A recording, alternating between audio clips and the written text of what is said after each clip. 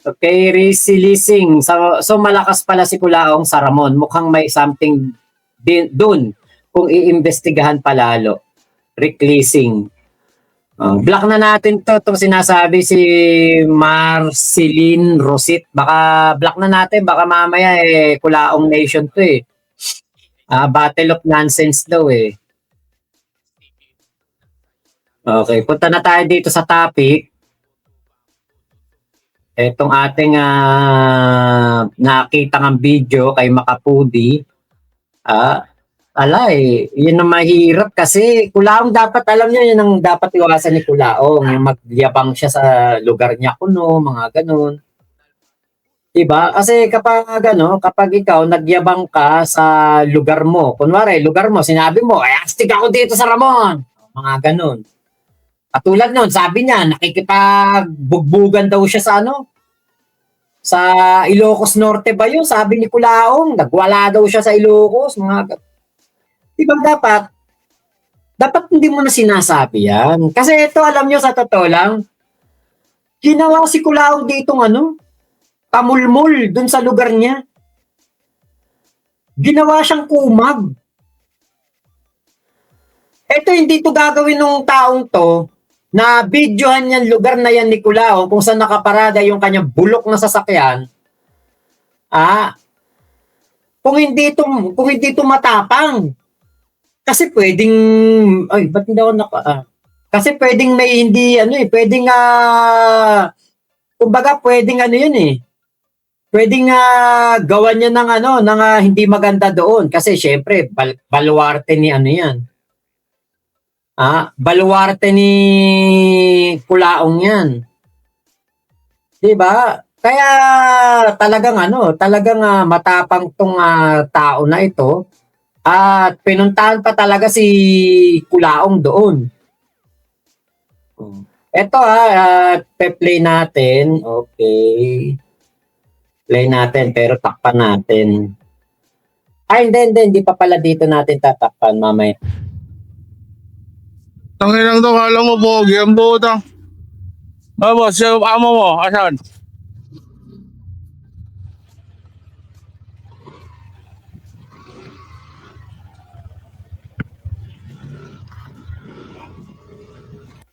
Hindi to NMAX, Aerox po yan. Aerox yan, sasakyan na yan.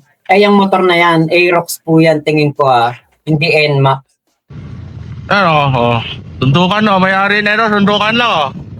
Oo, kanina raw, habang ginagawa yung pintuan nito, ay merong pumunta ritong nakamotor na maitim na lalaki, balbasarado, naka-NMAX, naka-jacket. At Bobo, hindi yun naka-NMAX, Aerox yun. Ba't ko alam? May Aerox ang sa motor ko eh. Ulit. Tanginang to, kala mo pogi ang buta. Boss, yung amo mo, asan?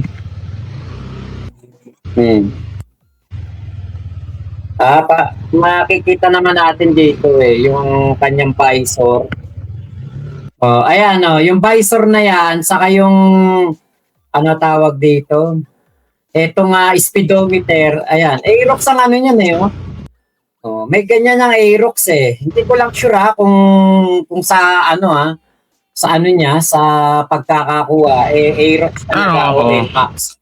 Pero di naman importante yon. Ang importante dito, yung ginawa nitong taon to na binalahura si Kulaong sa mismong lugar niya.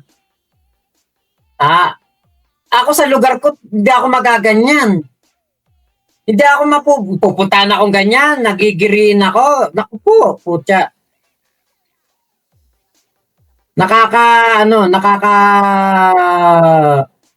Tawalan to talaga si Kulaong kasi nga po, yung tapang niya, yung akala mo yung akala mo napakalakas niya doon sa lugar na yon, pero yung pala, 'di ba? Pupuntahan ka lang ng isang tao, babalahurain ka diyan. Kayang-kaya ka palang balahurain diyan. Akala ko ba malakas ka sa Ramon? Bakit ganyan? Tinutukmul ka lang. Sundukan no, may-ari na ito, sundukan no.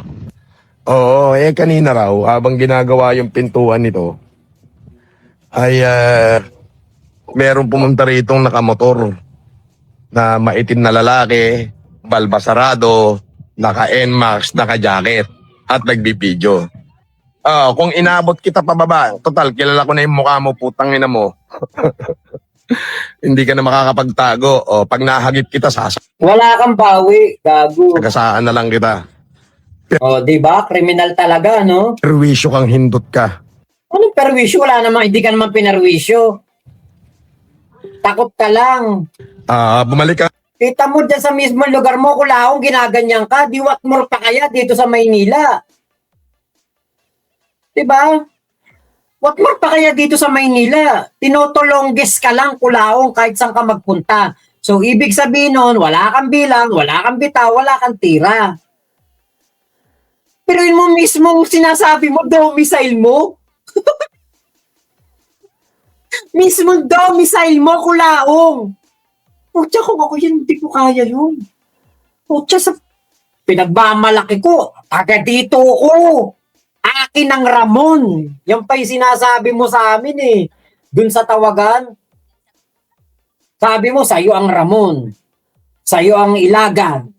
Sa'yo ang Kawayan. Sa'yo ang Santiago. Puta na, sabi ko, napakatindi nito si Kulaong. Biruin mo, kanya daw yun. Diyan sa mismong lugar mo. Harapan pa ng sasakyan mo, ng pinaradahan na sinasabi mong tindahan mo. Tinotolongges ka lang. Ay, nako, ang laking pahiya talaga ni Kulaong dito. Balik ka nga rito. Pucha, baka bumalik yan, tago ka na naman. Nakuha niyo yung mukha, di ba? Christian, nakuha niyo yung mukha, nakuha ng CCTV yung mukha niya, di ba? Okay, good. Balik ka nga dito. Eto ko live. Sabay tingin. Sabay tingin. Pero baka mamaya na dyan na sa gilid. Baka mamaya nga bumalik. Ay, no, sabay tingin si Kulaong, oh. Ito. Dito ka pa sa Isabela nagkamali. Baka akala mo. Yan, Kulaong, hindi yan dayo dyan, tingin ko. Hindi yan dayo dyan. Hindi niyan gagawin kung may bitaw yan, Kulaong. Diyan ka mapapasubo, Kulaong. Kapag yan hinamon mo na hinamon. Halimbawa lang, itong inutusan mong mag-video. Halimbawa, inabot ko. Tinalo ko ng 2x2. Siyempre, meron siyang intensyong hindi maganda. Okay. Ano intensyong hindi maganda? Hinahamong kasuntukan. Anong intensyon na hindi maganda ron? Yan lamang ang katunayan, katibayan, Kulaong, na marami na talagang galit sa'yo.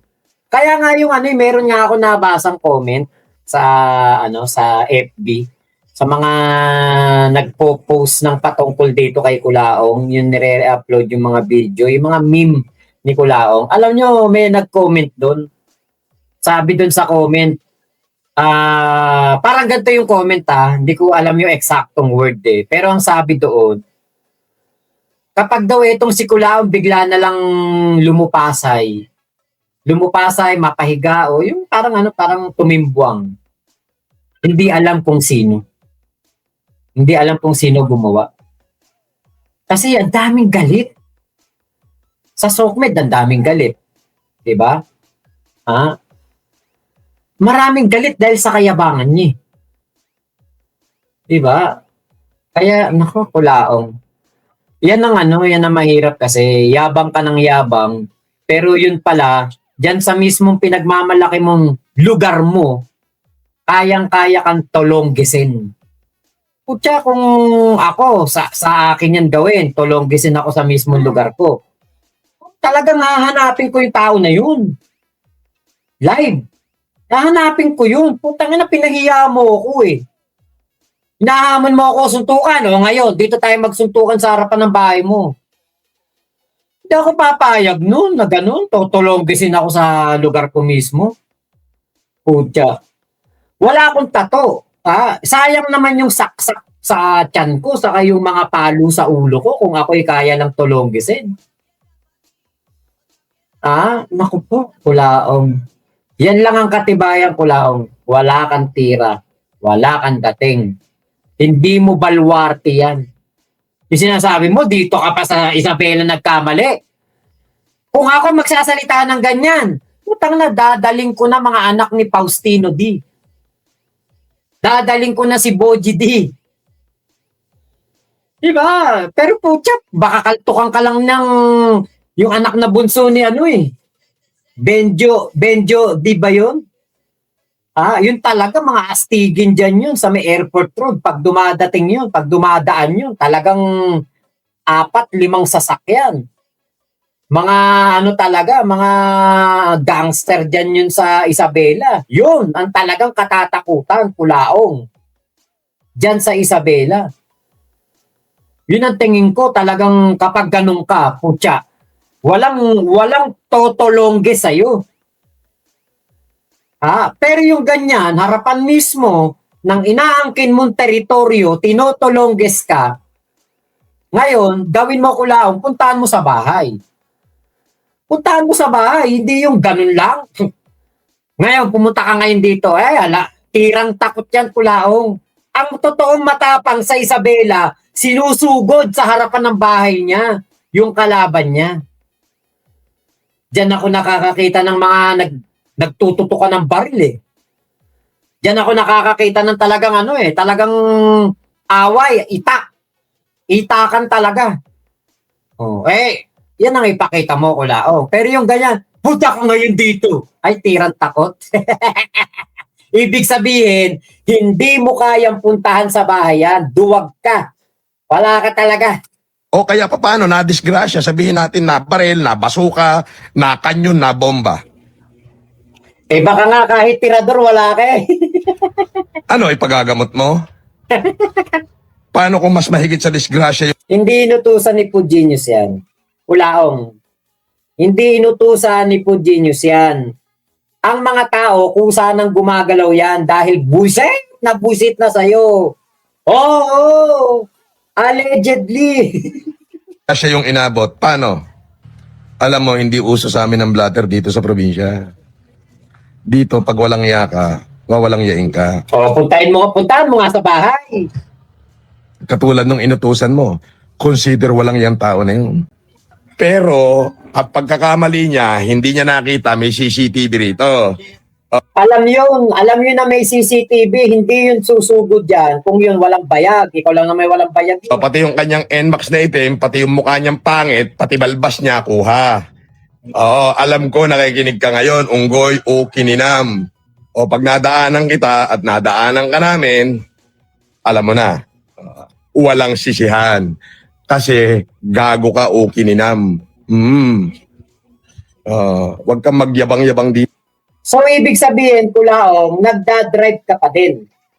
Oy, paging LTO, Region 2, paging, sabi ni Kulaong, sasagasaan daw niya yung naka-NMAX.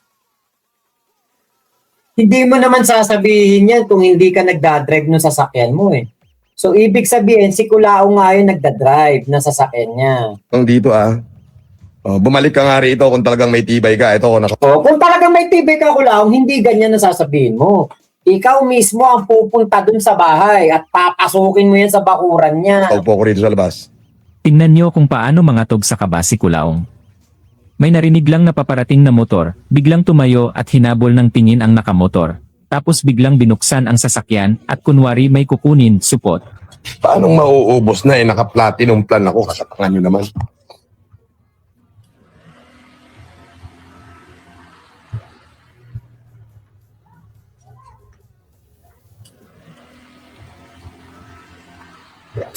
Hirap magpanggap ni Kulaong, hirap na hirap.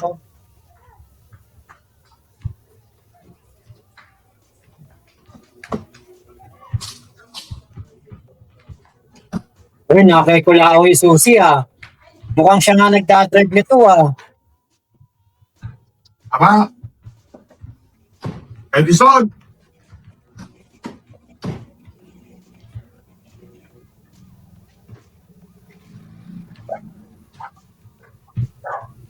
Mo pinagtatatakot sa ganyan. Huwag mo ko pinagtatatakot na ganyan, pero takot. Tanginang to, kala mo, Pogi. Diba? Wag mo ako pinagtatatakot sa ganyan, pero tirang takot si Kulaong no? Puta, pero mo inaangkin mo yung Ramon. Diba, pinagyayabang mo yan palagi. Tigasing ka dyan. Sugurin sa bahay. Ala, duwag ka talaga, Kulaong. Ala, kita-kita ka, duwagan mo dito. Dapat kasi hindi mo pinagmamalaki yung lugar mo. O sinasabi mo, tigasing ka dyan. Diyan ka nadadali sa kayabangan mo eh. Oh, ngayon, may tumulonggi sa'yo, di ba? Oh. Dinabuking na wala kang tira, wala kang bitaw at hindi ka nire-respeto dyan sa lugar nyo. Tinotolongges ka lang. Diba? Yun ang matapang. Pinuntahan ka dyan sa mismong harapan ng sasakyan mo o ng inaari mo na pag-aari mo dyan na lugar mo. Ganon din ang gawin mo. Puntahan mo sa lugar niya. Sugurin mo dun sa bahay niya. Yun ang talagang matapang dyan sa Isabela. Pero yung, kung matapang ka nga talaga, bumalik ka nga dito, ay tirang takot. Tirang takot ka, Kulaong. Ala, walang bawi, walang bawi. Makakabawi ka lang, Kulaong, kapag pinuntahan mo yan. Pero yung hanggang hamon ka lang, wala. Talagang wala kang kakwenta-kwentang nilalang. Tinotolongges ka lang, tinatarantado ka lang, domicile ka pa. Kahit saan ka magpunta, tinatarantado ka eh. Ang dami kaya nagpapasa ng mga litrato kay Puginius. 'Di ba? Nakikita niyo ba 'yon? Mga pinapasa kay Puginius na litrato. Nakita ko 'yun eh. Talagang inaano siya. Tinatarantado na lang siya doon. Saan ba 'yon? Oh, ayun oh. FLM.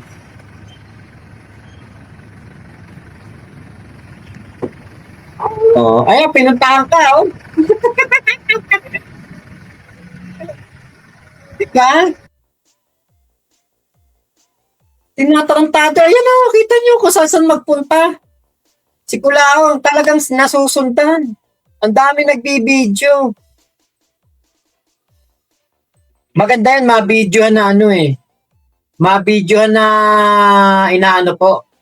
Nagdadrive siya. Yan ang maganda, mabidyohan na nagdadrive. Diba?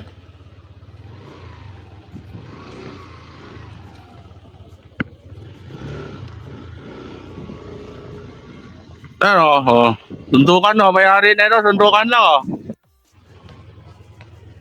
Tanginang to, kala mo pogi ang buta. Akin to, kala mo pogi. O, di ba? O, eto na naman. Inangkin na naman yung Lucas Goat Farm. Langya ka talaga, Kulao. Inaangkin mo yung mga hindi naman sa'yo. Sabi niya, tindahan niya daw yun. O, tapos ngayon, eto, inaangkin na naman. Diyos ko, puro ka pang aangkin, Kulaong. Alam naman ng mga tao dyan na hindi sa'yo yun. Siguro nabubuisit na rin yung mga tao dyan sa Isabela, dyan sa Ramon. Kasi dyan nagtatago si Kulaong kada Ayan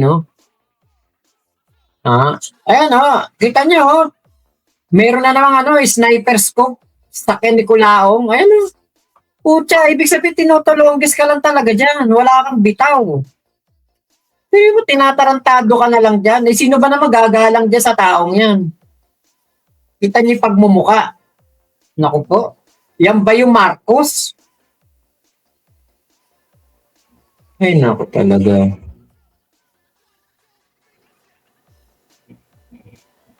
Sunod niyan, mag-online selling na yan sa bodega niya. Ayan, yung bodega. Ala, Kulao, wala kang bitaw. Tirang takot. Tawawa din sa kay Puginius. Alam niyo kung hindi to ginaganto ni Puginius, patuloy ang kayabangan yan. Pero yan, kahit papaano, nabibigyan siya ng kaba. Diba? Meron siyang kinakatakutan. Ate May Alcantara, ayun, shoutout to. Nood mo na habang naliligo. Okay, Mika Moreno, ang galing talaga ng mga tao na nagtutulong-tulong para matrace kung nasaan si Kulaong. Oo nga, yun nga. Di ba? O, si Kuya Gigi na rin kay Kulaong. Kaya pinuntahan na. Oo, gigil na yon. Papayag kayo St. Peter kung yung magpapa-endorse sa kanya, Esram Whitey. Hindi ko po alam. Pero baka tanggihan ni Kulaong kasi ayaw pa niyan eh. Esther Villanca, ayun, yabang lang, wala namang pinagyayabang na farm. Baka paso, manapa. Malamang di kanya yon, pinagyayabang niya. Okay, BFF pala ni Boss Mike Cervera, si Kulaong Boss Mike. Ay, birthday nga pala ni Boss Mike Boss Mike Cervera, happy birthday sa'yo. Boss Mike, kanina naman yung farm na inaangkin ni Kulaong na kanya sa live niya, yung goat farm. Hindi ko po alam. Lahat naman po inangkin yan eh. Jenny B. Mil. Jenny B. Lim. Taga Rizal Angono. Shout out. Okay. Ate May Alcantara, tapos ka na ba maligo? Okay. Mylene Magnaye. Ang sabi ni Kulaong, ginagalang siya sa Isabela pero binabastos lang pala siya. Ginawan tokmol. Pinamasaklap nun. Gawin kang tokmol sa mismong harapan ng lugar mo. Kapampangan vlogger. Hello po Kuya Henry. Rel. Ang hirap talaga basahin ito. Rel DNA ba yan? Rel DNA. Mika Moreno, Kenkel, ayun. Tapang hangin talaga tong si Kulaong. Yun, Kenkel, totoo yan. Ate Aynay Elma Rama Meliton, hello po. Okay, Master Urago ng California. Yan, si Raquel Vargas. Ate Raquel Vargas, shoutout sa'yo. Long time no see. Okay, dun sa farm ni MG, mukhang safe siya dun. Yes. Walang tumutulongis kay MG dun. Ivan Jul Crebillo, walang hiya, nangingi ng tulong. Si Ate Victoria. Ayun, shout out, Ate Victoria. Onin Pogi, ang tapang. Diba? Taga dyan yan. Dito po. Di criminal ka pala.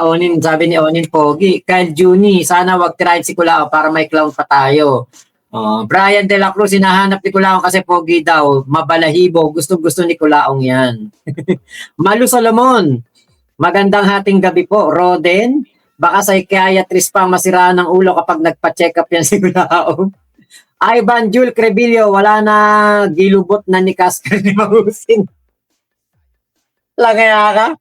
Naintindihan ko yan. Gilubot. Ivan Jul. Inano daw? Tinira na daw sa wetpacks ni Casper si Mangusin. Ate Mary Rose Medina, nakakatuwa siya. Grabe, inis ko sa taong yan. Kasi isa ako sa PWD na binabanggit niya, sana makulong na siya. Yun nga po. Tama ka, Boss Mac, parang minamarkahan na siya. Oo. Glenn Florencio, shoutout Banji and Ligaya. Ay naku, nakita ko yung tawagan namin kay Ligaya Vera Perez. Nadinig ko. Na-recover ko dito sa USB. Yung tawagan namin ni Ma'am Ligaya Vera Perez o Ma'am Ligaya Vera ba yun? Yung nagdemanda kay Kulao. Kawawa talaga inabot mo. Parang sinampla sa loob ng sariling, parang sinampal sa loob ng sariling bahay, binastos lang. Oo, Jalmar Valiente. Okay, Master Oragon, daming galit na tao na yan. Kaya dapat magbago na siya. Okay lang po Superman siya or may agimat siya. Yun nga. Tama. Benjo D. Ayun, Benjo D pala, Kuya Henry. Kilala mo pala yun? Yung kapatid ni Boji. Benjo. Oo. Actually, ko yan. Umiinom kami noon ng mga barkadahan ko. Mga nagtatrabaho sa Pacola. Matagay kami sa isang inuman doon sa may airport road. Tapos dumating yun. Di ngayon, binati ng mga kasamahan ko. Sabi, boss, mabait yung Benjo D, yung bunso, basta ewan ko. Di ko kung yun yung bunso. Basta anak daw yun ng Faustino D. Nakipagkamay naman sa amin. Tapos maya-maya, dumating na. 3 bucket yata yun. 4 na bucket na beer. May mga pulutan pa, crispy pata. Tapos na lang, kumain lang dun yun. Kila Ate Leslie. Leslie nga yata pangalan no, nung restaurant na yun. Kumain lang doon. Tapos, pagkakain doon, umano na. Umalis na. Konting inom lang, umalis na. Wala kaming binayaran. Yung lahat ng nauna namin in order, binayaran nung nung anak ni Gob Faustino din noon. Kaya tindi, galing kasi puta, biruin mo ba naman ilibre kami ng ganun. Yun ang talagang mga astigin sa Isabela, sa Kawayan. Pero to si Kulao, wala. Tinotolongges lang. Topic, Kabado 20 si Baho kanina. Yun nga eh. May raranda, Panginoon daw sa Isabela. Yun pala, kakaining itik lang. Oo, ginagawa lang pala itong batok-batokan lang dun eh.